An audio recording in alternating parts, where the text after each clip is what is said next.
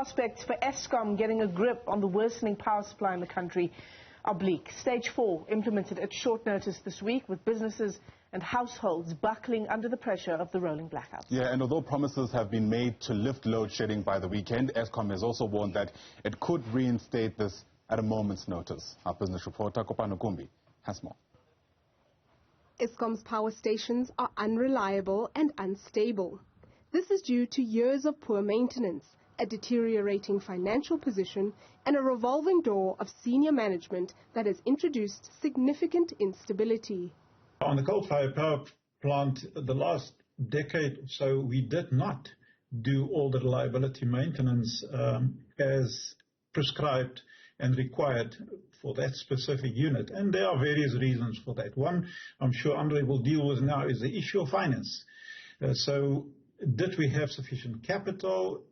No, we did not. So did we drop the ball over the last decade or so? Yes, we have. The current chief executive, Andre de Ruyter, was brought in to stabilize the power grid. But since taking office, there have been more load-shedding days than in the previous years, and the number of units operating optimally has declined. De Ruyter contends that there were unforeseen challenges that have hampered his ability to execute on his mandate. The three things that intervened that I probably did not take into account properly. First of all was the COVID-19 pandemic. The lockdown prevented us from carrying out as much maintenance as we could have. The second element relates to the fact that we had significant liquidity issues, which prevented our finance department, and quite correctly so. I fully support the decisions made by the finance team not to release funds. Essentially, if they did release the funds, they would be writing checks that they couldn't cash.